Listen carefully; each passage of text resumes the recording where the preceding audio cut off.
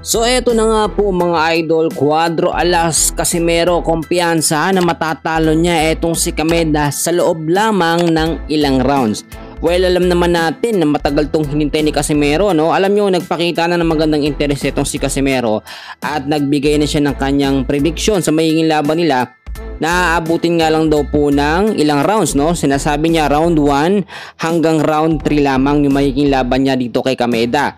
At nakita naman natin, mukhang totoo naman at kaya namang gawin ni Casimero. Sa recent na update natin mga kaibigan, nakita nyo naman ay nakuha ni Casimero ang kanyang tamang timbang. Nagulat mga po si Kameda sa nangyaring yon. Hindi niya kasi inaasahan. Kasi nga naman, nung huling naging laban ni Casimero ay medyo na overweight siya at medyo nagkaroon ng matinding problema. At nakita nyo kung paano in-approach ito nga po si Casimero Cuadro Alas itong si Kameda. Sinungitan lamang at yun yung nagbigay ng reason ngayon kay Casimero para lalo po manggigil at maggalaite sa laban niya dito kay Kameda. Maganda rin yung ginawa ni Kameda na ganun dahil mas na-trigger po ang ating angas ng Pinas, Casimero Cuadro Alas. Kapag natalo po ni Casimero etong si Kameda sa loob lamang ng round 1 hanggang round 3, yan lamang yung ating pag-uusapan dyan, sa loob lamang ng round 1 hanggang 3. Kapag tinalo niya, makukuha niya po ang atensyon agad nitong si Naoya Inoue. At tulad na aking sinasabi, yung assurance na mananalo itong si Casimero mas mataas po ngayon. Yung kasing training na kanyang ginawa matindi at halos sunod-sunod po talaga yung kanyang ginawa. So eto, meron tayong nakuhang update, no? Etong si Silver Boys, alam nyo, umiiyak pa rin siya doon sa mga huling naging laban ni Casimero. Siya kasi yung bashers, no, nitong si Angas ng Pinas. So kung titignan naman natin, ito yung mga ilang sinabi niya. So pakinggan ho nating mabuti.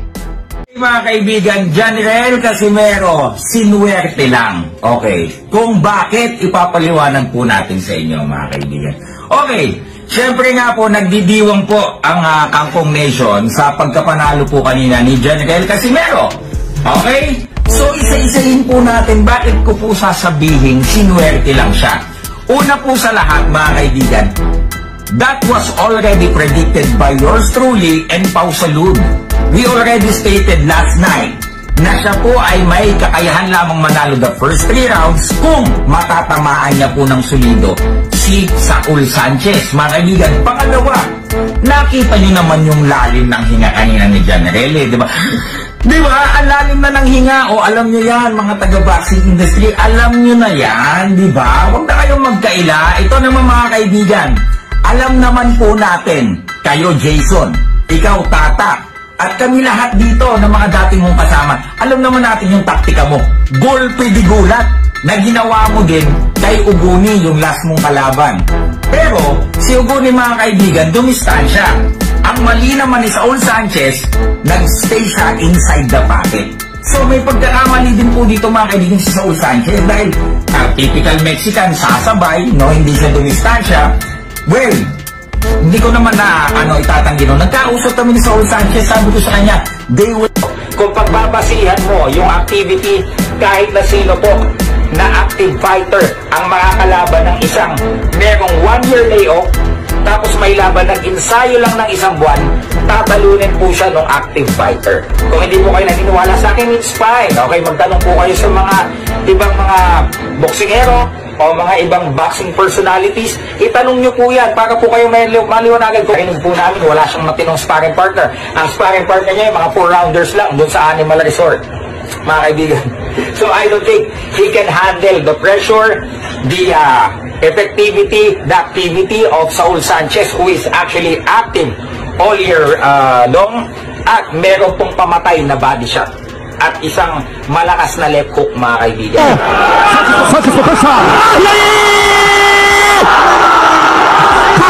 Ito po, totoo po yung hinala po natin. Okay, so ayun nga po, tinalo po ni General Casimero first round. Yun lang ang chance niya mga kaibigan. Gaganyan kaming mga expert mga kaibigan, di ba?